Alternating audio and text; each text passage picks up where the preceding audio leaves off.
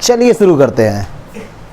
तो हाँ तो चलिए एक्सरसाइज 10.4 का सॉल्यूशन देखिए। इसमें इंट्रो पार्ट अच्छे से कर लिया। पहला क्वेश्चन क्या कह रहा है यार, ए क्रॉस बी फाइंड करो। अगर हमने इंट्रो पार्ट अच्छे से समझा है तो ए और बी कैसे फाइंड करते, ए क्रॉस बी, ये आई ले लेंगे, इधर जे ले लेंगे, इधर के, और ये आई का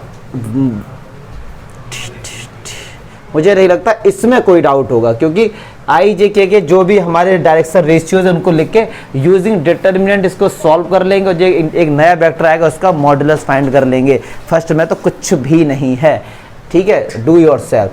क्वेश्चन सेकंड देखते हैं। अब ये अच्छा क्वेश्चन है, कह रहे फाइंड अ यूनिट वेक्टर, एक ऐसा यूनिट वेक्टर फाइंड करना है which is perpendicular to each of the vector. मतलब ये भी एग्जाम्पल की तरह ए प्लस बी वेक्टर के परपेंडिकुलर हो और किसके परपेंडिकुलर हो, ए माइनस बी के परपेंडिकुलर। मतलब एक आपको तीसरा वेक्टर फाइंड करना है, तो पक्की बात है ये क्रॉस से होगा, ठीक है डियर। तो ए प्लस बी, तो देखते हैं ए वेक्टर क्या है हमारे पास, 3i cap plus 2j cap plus 2k cap, और बी वेक्टर क्या है, i cap plus 2j cap minus 2k cap.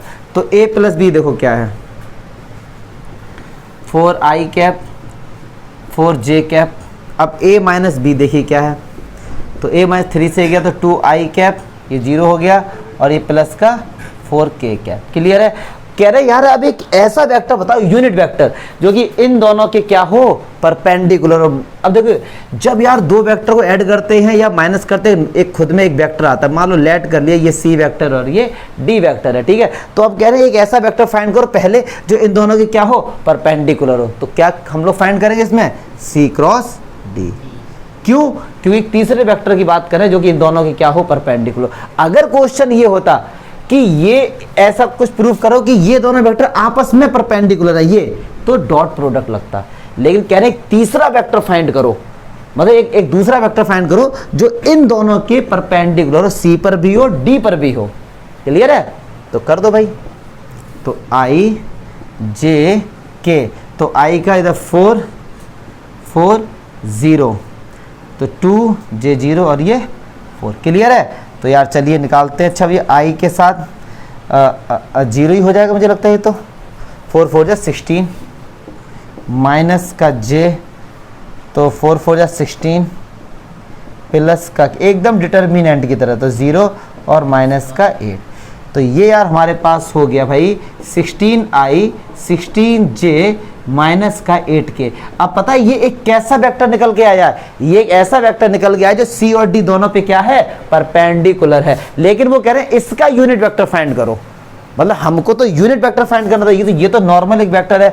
तो ये मान लो एक नया वेक्टर निकल का है, इसका नाम दे दिया मैंने ई वेक्टर मान लो, ठीक है। ये समझ लो ना जो मैं ये नाम दे रहा हूँ, सिंपल चीज़ है। अब आपसे कहा कि यूनिट वेक्टर में ई का यूनिट वेक्टर कैसे होता है, तो देखिए जो भी वेक्टर है उसके डायरेक्शन उसका मॉडुलस से डिवाइड करते हैं। 16 का स्क्वायर प्लस 16 का स्क्वायर प्लस ये माइनस 8 का स्क्वायर माइनस 16 का स्क्वायर, ये तो हो जाएगा। लेकिन आंसर में देखो मुझे ऐसा लग रहा है यहाँ प्लस और माइनस आएगा। देखो जरा ध्यान से, देखो जरा प्लस माइनस आ रहा है क्या, क्योंकि यहाँ पे आंसर जो आएगा उसमें प्लस और माइनस आना है। क्यों, क्योंकि जो तीसरा वेक्टर आया है पहले समझ लो वो इनके परपेंडिकुलर है। अब परपेंडिकुलर है तो परपेंडिकुलर के दो डायरेक्शन होते हैं ना, एक इस तरफ से और एक इस तरफ से। अब पता नहीं कौन सा है तो हमने दोनों लगा दिए। देखो आंसर में है प्लस माइनस, हाँ यस होगा, क्योंकि इसका मीनिंग समझो क्यों होगा, क्योंकि डायरेक्शन दो होते हैं। अगर एक इस तरफ हुआ और एक उसके जस्ट अपोजिट होगा, अपोजिट है तो प्लस, अपोजिट है तो माइनस, सॉरी। क्लियर है ना ये चीज, तो प्लस माइनस जरूर लगा के आना। हाँ कैसे भी हो सकता है, दो डायरेक्शन हो सकती है ना, तो वो दोनों एक दूसरे अपोजिट होंगे, तो एक प्लस होगा और एक माइनस। ये प्लस माइनस का चक्कर, ये स्टेप मार्किंग मार्क्स कट सकते हैं आपके, लॉजिक के साथ समझिए, नंबर तो बाद में आते रहते हैं। Question number 3 most important question, देखिए क्या कह रहे हैं। If a unit vector A क्या है, एक यूनिट वेक्टर। अब सुनो ध्यान से तिवारी, देखो एक ही लाइन को पकड़ेंगे। इन्होंने यार ये कहा ए एक यूनिट वेक्टर है, क्या इन्होंने ये नहीं दिया? फिर आप एक बात बताइए, क्या इन्होंने ये नहीं दे दिया? क्योंकि कोई वेक्टर अगर यूनिट वेक्टर है तो उसका मॉड्यूलस 1 होगा। ठीक है आगे बढ़ते हैं। कह रहे एक ऐसा वेक्टर है makes angle π/3 with i vector, π/4 with j vector and acute angle with k. तो चलो थोड़ा डायग्राम बना के यार समझाते हैं प्यार से। ये हमारा क्या होता है, एक्स, एक वाई और एक, अब कोई एक वेक्टर, मान लो ये एक वेक्टर है, ए वेक्टर ये रहा, ठीक है। इसने क्या किया है कि आई के साथ कितना का एंगल बनाया है, π/3 का, और वाई के साथ कितना बनाया है, π/4 का, और जे के साथ कितना बनाया, कोई भी एक थीटा एंगल। इस तरीके से डायग्राम हो गया इसका, क्लियर है। तो कह रहे कि एक तो थीटा फाइंड करो और hence the components of a vector, most important question दोनों ही। एक तो कह रहे थीटा फाइंड करो और एक कह रहे हैं ए वेक्टर के कंपोनेंट। तो कंपोनेंट्स कैसे फाइंड करो, तो पहले ए वेक्टर को लेट तो करो, कंपोनेंट फॉर्म में तो लिखेंगे पहले हम लोग। तो a1 i cap, a2 j cap, a3 k cap. किसी वेक्टर को लिखने का तरीका यही तो होता है, कंपोनेंट्स फॉर्म में कुछ भी ले लो, यहाँ पे a1 b1 c1 ले लो, a2 b2 c2 ले लो, कुछ भी ले लो। तो मतलब आपको a1 a2 a3 भी फाइंड करना है, कंपोनेंट्स यही तो होते हैं, ठीक है ना डियर। और थीटा भी फाइंड करना है, क्लियर है। तो अब थोड़ा सा चलना पड़ेगा एक्सरसाइज 10.1 में, जो इंट्रो पार्ट बहुत प्यार से समझा था। तो वहां पर आपको ये बताया गया था कि l square plus m square plus n square equals to 1, बताया था, विद प्रूफ किया था हम लोगों ने, बताया ही नहीं था, प्रूफ भी किया था। क्या l को हम लोग ये नहीं लिखते थे, cos square alpha plus cos square beta plus cos square gamma, क्या ये 1 नहीं होता था, ठीक है। अल्फा मतलब जो आई के साथ एंगल बनाए, तो अल्फा की जगह क्या आ जाएगा, π/3 आ जाएगा, यस और नो। बीटा की जगह क्या आ जाएगा, π/4 आ जाएगा। गामा की जगह कितना आ जाएगा, थीटा, हमको थीटा ही तो निकालना है। कॉस π/3 बोले तो कॉस 60, और कॉस 60 की वैल्यू होती है 1/2, इसका होल स्क्वायर। π/4 बोले तो 45, कॉस 45 कितना होता है, 1/√2 का होल स्क्वायर। ये इसको तो थीटा तो निकालना ही है। तो 1/4 प्लस 1/2, 2 थोड़ा बड़ा लिख देता हूँ, plus cos square theta equals to 1। तो चलिए अब ये सब उस तरफ जाके माइनस में चला जाएगा। तो cos square theta 1 minus 1/4 minus का 1/2, 4 एलसीएम आया, तो 4 माइनस 1 -2, क्लियर है। तो ये आया cos square theta equals to कितना आया, 1/4, स्क्वायर हटेगा, इधर क्या आएगा, प्लस माइनस √, तो प्लस माइनस 1/2, क्लियर है। और याद रख लो, यहाँ पर जो भी एंगल बनते हैं सारे एक्यूट होते हैं। एक्यूट मतलब ये सारे पॉजिटिव होंगे, तो माइनस साइन यहाँ पे नहीं हो सकता, क्योंकि इनके बीच में एंगल 90 होता है, मैक्सिमम 90, क्योंकि ये सारे आपस में क्या है, परपेंडिकुलर। तो जो भी यहाँ पे एंगल आएगा ये सारे एक्यूट एंगल हैं, ऐसा इसमें बोला गया है, मैं नहीं कह रहा हूँ। Acute angle with theta question में बोला गया, ना कि मैं कह रहा हूँ। आप खुद देखिए उसमें हैं, समझा नहीं आपकी क्या बोल रहे हैं बेटा,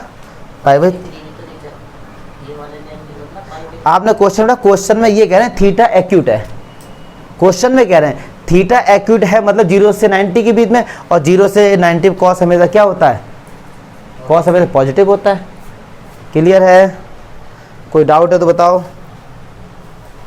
कोई डाउट है तो बताओ, कोई डाउट है तो बताओ यार। अब यार क्या फाइंड करेंगे, a1 a2 लिखने का मौका दूंगा, a1 अभी समझ लो, a1 a2 a3 ये फाइंड करना। तो फिर से जाओ 10.1 में, और वहां हमने पढ़ा था कि cos अल्फा होता है a1 अपॉन जिस भी वेक्टर का वो है cos, तो एक निकाल दें पहले, और ऐसे ही cos बीटा होता था भाई a2 अपॉन जो भी वेक्टर है उसका मॉड्यूलस, ऐसे ही cos गामा a3।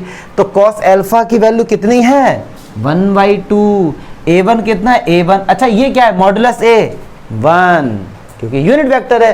तो a1 कितना आ गया डियर, 1/2, चमका। cos बीटा कितना है, 1/√2, क्यों, बीटा का 45 है, ये 1 है, तो a2 कितना आ गया, a2 कितना आ गया, 1/√2 आ गया।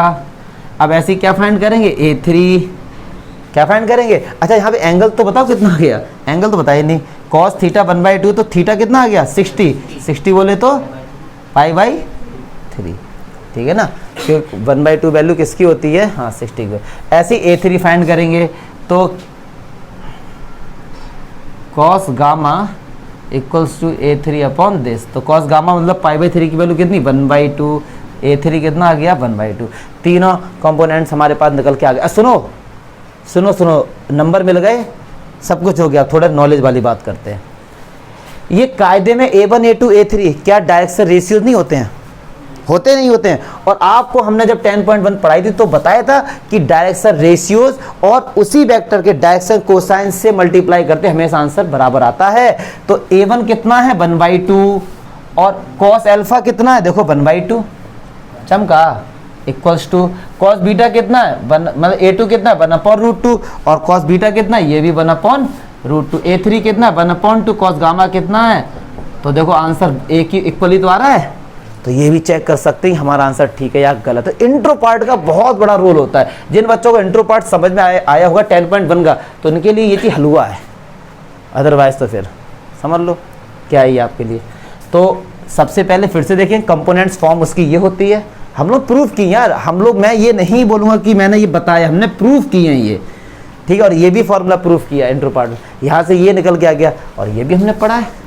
तो cos alpha, cos beta, cos gamma, ये सब क्या होते हैं, डायरेक्शन कोसाइंस। और A1 A2 A3 क्या होता है, डायरेक्शन रेशियोज। और इनका रिलेशन ये होता है कि इनका अगर डिवाइड करते हैं तो आंसर हमेशा कांस्टेंट इक्वल आता है। क्लियर है? अब छाप सकते हैं आप, अपना टैलेंट दिखाओ। चलिए क्वेश्चन नंबर 4 देखते हैं। कह रहे भाई ये प्रूव करना, अच्छा क्वेश्चन है ये। इस पे अगर डॉट प्रोडक्ट होता तो normally A minus B A plus B का होल स्क्वायर वाला फॉर्मूला लगा सकते हैं, बट यहाँ ऐसा मत कर देना क्रॉस में। तो देखो कैसे करेंगे यार, LHS लेते हैं। A का A के साथ होगा, तो सुनो जरा, A का इसके साथ होगा, फिर A का किसके साथ होगा, B के साथ, माइनस का A के साथ, माइनस। क्लियर है? तो A का A के साथ एंगल कितना हुआ 0, तो ये 0 वेक्टर हो गया, plus A cross B vector. अब देखो B क्रॉस A वेक्टर को क्या ये लिख सकते हैं A cross B vector, yes और नो लिख सकते हैं? नहीं लिख सकते हैं, क्योंकि B क्रॉस A और A cross B commutative property cross product में अप्लाई नहीं होती है। लेकिन अब लिख सकते हैं माइनस साइन, क्योंकि डायरेक्शन का ही तो खेल है इसमें। देखो डॉट प्रोडक्ट और क्रॉस में ज्यादा अंतर नहीं, केवल डायरेक्शन का खेल है बस। ठीक है, ठीक है। तो ये कितना हो गया 0 वेक्टर। अच्छा, 0 को किसी वेक्टर से ऐड करेंगे तो वही वेक्टर आ जाएगा, क्योंकि इसको अगर इसके साथ ऐड करेंगे तो यही वेक्टर आ जाएगा ना। ठीक, तो A cross B vector minus minus plus A cross B vector, तो ये कितना हो गया 2A क्रॉस B वेक्टर। अरे ये बात समझ आई ना? अगर मैं आपसे ये कहूँ 0 वेक्टर प्लस A वेक्टर, तो आंसर क्या आएगा A वेक्टर। क्लियर है ना? हाँ, ये क्वेश्चन देखिए, कह रहे find lambda and mu if, अगर इसका मल्टीप्लाई करके आंसर 0 आ रहा है। देखो इसको सॉल्व करूंगा, ठीक है, एक नॉलेज वाली बात समझ लो। क्या ये अगर मैं आपको समझाऊं, नॉलेज वाली बात बता रही हूं, ये A है, लेट कर लेते हैं यार, ये B वेक्टर है, इनका हो रहा है क्रॉस मल्टीप्लाई। क्रॉस मल्टीप्लाई करके आंसर क्या आ रहा है 0 वेक्टर। तो सुनो ध्यान से, अभी आपको एक बात बहुत मजेदार लगेगी। ये तो फॉर्मूला होता है। अच्छा, क्या ये वेक्टर यूनिट वेक्टर है? देखो नहीं है। क्यों नहीं है? क्योंकि इनका मैग्नीट्यूड 1 नहीं आ रहा है। खुद देख लो। क्या B वेक्टर यूनिट वेक्टर है? नहीं है। क्या A वेक्टर 0 वेक्टर है? नहीं है। 0 वेक्टर तब होता जब इसका मैग्नीट्यूड 0 आता। क्या B वेक्टर 0 वेक्टर है? नहीं है। फिर भी इनका मल्टीप्लाई करने पे आंसर क्या आ रहा है 0। तो इसका मतलब क्या हुआ, ये 0 नहीं है, ये 0 नहीं है, पक्की बात है कि थीटा 0 होगा। और थीटा 0 होगा मतलब ये दोनों वेक्टर आपस में पैरेलल होंगे। समझो बात को। देखो क्वेश्चन करेंगे, ठीक है, नंबर मिल जाएंगे। समझो बात को कि इन दोनों का मल्टीप्लाई करके भैया 0 वेक्टर आ रहा है। लेकिन जब A क्रॉस B 0 कब कब हो सकता है? या तो ये 0 हो, या फिर ये 0 हो, या फिर थीटा 0 हो। यस और नो? तो ये तो 0 नहीं है, क्योंकि इसका मैग्नीट्यूड 0 अगर आता तो ये 0 वेक्टर होता, लेकिन इसका मैग्नीट्यूड 0 कैसे आएगा? 2 का स्क्वायर 4, 6 का स्क्वायर 36, 27 का हमें पता नहीं। क्लियर है? तो इस तरीके से कर लेंगे। तुम्हें पता है? गुड। तो ना पता, हाँ तुम हम ही पढ़ा रहे, हमें नहीं, तुम्हें तो ये 0 वेक्टर है, नहीं है, ये 0 वेक्टर नहीं है, फिर भी आंसर 0 आ रहा है। तो how it can be possible? ये भैया पैरेलल होंगे तभी तो ऐसा हो सकता है। तो ये होगी नॉलेज वाली बात। ठीक, अब क्वेश्चन क्या कह रहा है उसको करते हैं। चलो, क्योंकि ऐसा इसलिए बताया, आगे इसका यूज है, तो चलिए देखते हैं। अच्छा है, अब सुनो भाई, इसका क्रॉस करते हैं जल्दी से, क्रॉस प्रोडक्ट। तो I जे और के। अब सुनो 2 6 27 1 लैम्डा म्यू। क्या आप जीरो वेक्टर को ऐसे लिख सकते हैं, 0 आई कैप 0 जे कैप 0 के कैप चमका? क्यों? इसका मैग्नीट्यूड निकालो, 0 ही तो आएगा बस, ये इसकी कंपोनेंट फॉर्म होगी ना। चलिए अच्छा, तो देखिए आई को तो 6 म्यू माइनस 27 लैम्डा, चमका नहीं चमका? बिल्कुल चमका होगा। माइनस का जे कैप इस तरीके से 2 म्यू माइनस का 27 आई मतलब 1 प्लस के तो 2 लैम्डा माइनस 6, इधर क्या 0 आई कैप 0 जे कैप 0। क्या हम कंपेयर नहीं कर सकते? जब ये दोनों वेक्टर के बीच में साइन किसे इक्वल का, और इक्वल वेक्टर क्या होता था? जब दो वेक्टर आपस में इक्वल हैं तो उनके कंपोनेंट्स इक्वल होते हैं, क्योंकि ये खुद में एक वेक्टर है, ये खुद में एक वेक्टर। 0 किसके बराबर होगा? 6 mu minus 27 lambda equals to 0। Yes और नो? यस और नो? Very good. ऐसे ही ये किसके इक्वल होगा? देखो माइनस को अंदर एंट्री करा देते, तो ये प्लस का और ये माइनस का, तो ये जे का कोफिशिएंट इधर क्या है? 0, इधर क्या है? माइनस का 2 म्यू प्लस का 27 इक्वल्स टू 0। ऐसे ही 2 लैम्डा माइनस 6 इक्वल्स टू 0, तो लैम्डा कितना आ गया? 3। देखो लैम्डा 3 आ रहा है, आ रहा होगा 3 आ रहा होगा, पक्का 3 आ रहा होगा। 3 इसके बराबर कर देना, ऐसी लैम्डा और म्यू दोनों निकल के आ जाएंगे। चमका, नॉलेज भी मिल गई और आंसर भी आ गया, ठीक है। और म्यू कितना आ रहा है? 27। हाँ तो ये जाएगा ना तो 2 से डिवाइड हो जाएगा। क्लियर है? तो देख लो भाई, जो डाउट है पूछ लो। क्वेश्चन नंबर 6 देखते हैं। अच्छा क्वेश्चन ये कह रहे हैं कि A dot B dot product में 0 दिया गया है, ए क्रॉस बी में भी 0 दिया गया, तो कह रहे हैं ए और बी वेक्टर के बारे में इंफॉर्मेशन बताओ। मतलब ऐसा तो होगा, ऐसा गिवन है कि ए डॉट बी भी 0 है, ए क्रॉस बी भी 0 है, तो ए और बी जो दो वेक्टर्स है उनके बारे में बताओ कैसे हो सकते हैं वो। तो बहुत ही थोड़ा समय दे दो मुझे, बस बहुत ही देसी तरीके से हम लोग सॉल्व करेंगे। देखो कैसे मल्होत्रा, ए डॉट बी का फॉर्मूला होता है दिस,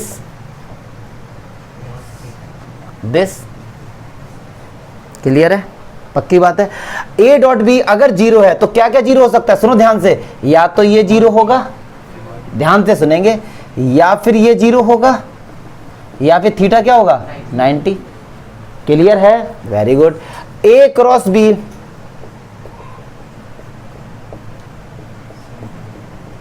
एन कैप, अगर ए क्रॉस बी 0 है तो सुनो यार, एक तो ये 0 हो सकता है, या फिर ये 0 हो सकता है, या फिर थीटा 0 हो सकता है। पक्की बात है ना? कह रहे हैं अब बताओ ए और बी में, तो यार देसी तरीका होता है, क्या बोलता है इक्वेशन ए और बी में क्या कॉमन है?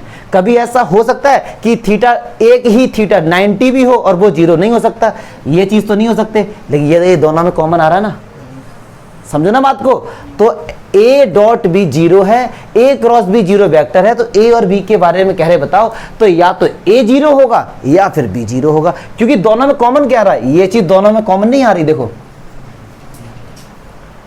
कह रहे हैं ए और बी वेक्टर के बारे में इंफॉर्मेशन दो, तो या तो ए 0 होगा या फिर बी 0 होगा, तभी तो ये दोनों 0 होंगे। अगर आपने कहा थीटा 90 है तो यार केवल यही तो 0 होगा, ये कैसे 0 होगा? कह रहे दोनों ही 0 हैं, तो ए और बी के बारे में बताओ, तो या तो इधर ए विल बी 0 और बी विल बी 0। यस और नो? तो ए और बी के बारे में कह रहे इंफॉर्मेशन दो, तो आप बोर्ड में लिखें इधर ए 0 और बी 0। चमका, डाउट है दिमाग में, कुछ भी खुराफात आ रही तो बताया करो यार कि सर ये चीज, ये देसी तरीके से समझो कॉमन क्या है दोनों में, यही तो कॉमन है, और ये तो कॉमन हो ही नहीं सकते थे। अगर एक एंगल 90 है तो हाउ इट कैन बी 0, ठीक है ना? अच्छा ये बच्चों वाली है, बच्चों वाला क्वेश्चन है, लेंदी, इसे मैं करूंगा नहीं, समझाऊंगा। कह रहे हैं बी क्रॉस सी है, बी प्लस सी है, बी प्लस सी है, तो आप बी और सी को ऐड कर लेंगे, ये एक नया वेक्टर आएगा, मान लो डी, ए क्रॉस बी निकाल लेंगे, वो आई जे के करके ऐसे इसका निकाल के ऐड कर दें, सेम आ जाएगा। लेंदी है, लॉजिक घंटा नहीं है इसमें, ठीक है? ये अच्छा क्वेश्चन है भाई, ऐसे ही हम लोगों ने डॉट में पढ़ा था। इसमें कह रहे हैं या तो ए 0 है या फिर बी 0, तो पक्की बात है ए क्रॉस बी 0 होगा, सही बात है। अगर सुनो समझो मल्होत्रा, मजेदार क्वेश्चन है ये। ए क्रॉस बी होता है ये साइन थीटा एन कैप। अगर ए वेक्टर जीरो है तो भी ये जीरो होगा, क्योंकि कोई वेक्टर जीरो है तो इसका मैग्नीट्यूड क्या होगा, जीरो, तो ये पूरा जीरो हो जाएगा। अगर बी है तो भी ये पूरा जीरो हो जाएगा। सही बात है। कह रहे हैं क्या इसका उल्टा भी ट्रू है? कह रहे हैं क्या कि अभी तो ये गिवन है तो ये होगा। सही बात है। अब कह रहे हैं इसका कन्वर्स बताओ, मतलब अगर ये गिवन है तो क्या ये होगा? जरूरी है? बिल्कुल जरूरी नहीं है। क्यों? मैं कह रहा हूं कि ए वेक्टर जीरो वेक्टर नहीं है, बी वेक्टर जीरो वेक्टर नहीं है, लेकिन थीटा जीरो है तो भी तो ए क्रॉस बी जीरो हो जाएगा डियर। यस और नो? तो कह रहे हैं एक एग्जांपल लेकर बताओ, जस्टिफाई योर आंसर। तो यार दो वेक्टर के बीच में एंगल जीरो है, क्या वो आपस में पैरेलल नहीं है? तो देखो कैसे बनाएंगे। एग्जांपल देखो कितना देसी तरीके से। एक कोई वेक्टर का नाम जैसे भी बुरे से बुरा आ रहा हो लिख दो। दूसरा वेक्टर क्या बनाएंगे, किसी भी नंबर से मल्टीप्लाई कर दो। मान लो मैंने 4 से कर दिया, 4 2 जा आई, 4 3 जा 12, 4 2 जा आई कर रहा हूँ मैं, 4 2 जा 8, 16 जे आई जे के। तो ये दोनों वेक्टर आपस में क्या है, पैरेलल हैं। और क्या ये जीरो वेक्टर है? नहीं है। क्या ये जीरो वेक्टर? नहीं है। इनके बीच में एंगल जीरो है क्योंकि ये आपस में क्या है, पैरेलल। अब आप कहेंगे सर आपने कैसे पहचाना? भैया ये इस फॉर्म में नहीं आ रहे हैं,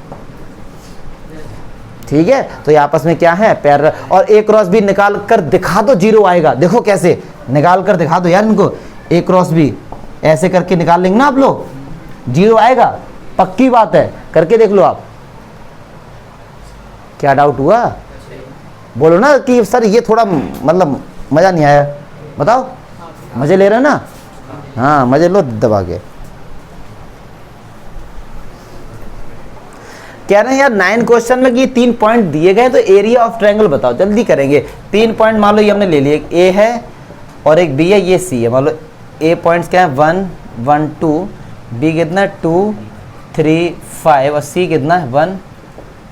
अब ए सी वेक्टर ये आ गया और ए बी वेक्टर ये आ गया। इनके क्या करें, ट्रायंगल। तो अगर ये दो वेक्टर हैं, ठीक है, तो ट्रायंगल का फॉर्मूला क्या होता था, 1/2 ए सी इंटू ए बी। बस हो गया, काम खत्म। या अगर आप ऐसे लेने तो सी बी वेक्टर और बी ए वेक्टर, कैसे भी आप ले सकते हैं। क्लियर है? तो क्या करें, एरिया तो एक ही आएगा, एरिया चेंज नहीं हुआ, एंगल चेंज हो सकते हैं, एरिया नहीं चेंज होगा उसका। तो कैसे भी आप कर, तो ए सी वेक्टर यार कैसे निकालोगे, देखो जरा। ए सी एंड में सी आ रहा है तो 1 से बन गया 0, 5 से बन गया 4 जे कैप और प्लस का 3 के कैप, ये आ जाएगा। ऐसे ये भी निकालना, बच्चों वाली बात नहीं है। अब इसमें कह रहे हैं कि एक पैरेललोग्राम है और उसकी दो एडजेसेंट साइड्स हैं, ये एरिया निकालो। यार बच्चों वाली बात है, सीधे इनका प्रोडक्ट करके और मैग्नीट्यूड निकालो। क्लियर है? अच्छा 11th क्वेश्चन दिए। तो ये मैंने, आप लोग ऐसा सोच रहे होंगे कि ये मैं हिंट दे रहा हूँ, हिंट नहीं दे रहा, इनमें कुछ है ही नहीं। जो लॉजिक थे वहां पे देखो मैंने आपको बताया, जो सिंपल वाली बात है इनको खुद करो यार। चलिए 11th क्वेश्चन कह रहे हैं कि ए वेक्टर का मैग्नीट्यूड 3 है और बी वेक्टर का मैग्नीट्यूड √2/3 है और ए क्रॉस बी यूनिट वेक्टर है। अगर A cross B unit vector है तो क्या उसका मैग्नीट्यूड 1 नहीं होगा? बिल्कुल होगा। तो कह रहे हैं थीटा फाइंड करो। तो पहले तो लिखो यार ए क्रॉस बी होता क्या है, साइन थीटा एन कैप। अब कह रहे हैं मैग्नीट्यूड लो, सुनो ध्यान से, मैग्नीट्यूड लो। तो ये तो मैग्नीट्यूड पहले से ही है तो इस पे मॉडल लगाओ या फिर मत लगाओ, इस पे भी नहीं लगाओ। एन कैप क्या है, ये हमारा यूनिट वेक्टर है, इस पर जैसे ही मैं वो हमारा मैग्नीट्यूड लगेगा, इसका आंसर क्या आ जाएगा 1, क्योंकि यूनिट वेक्टर का क्या होता है, मैग्नीट्यूड 1 होता है। ये कितना दिया गया, 1 दिया गया, ये 3 दिया गया है और ये √2/3 दिया गया है। साइन थीटा फाइंड करो, इससे ये कैंसिल हो गया। 1/√2 कितना हो गया, साइन थीटा। तो थीटा कितना गया 45 बोले। लास्ट क्वेश्चन हमारा, भागो मत। ये कह रहे हैं, अच्छा बहुत से बच्चे ये सोच रहे होंगे कि सर जब आपने मॉड्यूलस लिया तो ये क्यों नहीं लिया। यहाँ पर बोला गया कि ये सब एक्यूट है और दो वेक्टर के बीच में बड़े से बड़ा एंगल 0 से 180 के बीच में होता है। तो साइन 0 से 180 तक पॉजिटिव होता है, तो मॉडल लगा दो तो भी कोई टेंशन वाली बात नहीं है, क्यों आंसर हमेशा पॉजिटिव आएगा इसका। चलिए 12 देखते हैं। कह रहे हैं area of a right angle having vertices ABC। देखो सुनो ध्यान से, एक राइट एंगल ट्रायंगल ले लेते हैं। पहले तो मैं आपको ये बता दूं, क्या हुआ, कोई बात नहीं। क्या राइट एंगल ट्रायंगल को पैरेललोग्राम बोल सकते हैं? बिल्कुल बोल सकते हैं। याद रखना, क्लास 9th में आप जाओगे चैप्टर 8 में क्वाड्रिलेटरल, वहाँ बताया गया है कि पैरेललोग्राम अगर किसी भी क्वाड्रिलेटरल में अपोजिट साइड्स पैरेलल हैं तो वो पैरेललोग्राम है, और अगर उसका एक एंगल 90 है तो वो रेक्टेंगल है। अगर चारों साइड इक्वल है और एक एंगल 90 है तो वो स्क्वायर है। अगर चारों साइड इक्वल हैं पैरेललोग्राम की तो वो रोम्बस है। हम लोगों ने ऐसा पढ़ा है कि यार ये रेक्टेंगल अलग है, स्क्वायर नहीं भैया, ये पैरेललोग्राम ही है ये सब, ठीक है। तो ये भी एक पैरेललोग्राम है। तो यहाँ सिंपल सा एरिया फाइंड कर रहे हैं तो यही वाला फॉर्मूला लग जाएगा। जैसे सपोज 4 पॉइंट बोल रहे हैं ना, वो ABCD इस तरह, रुक जाओ, भाग बहुत जल्दी रहे हो। ये पोजीशन वेक्टर दिए गए इनके, तो बस तो डायरेक्ट लगा देना AB क्रॉस BC, ठीक है डियर। बस भागो भागो तुम लोग, जाने क्यों, क्या सोफा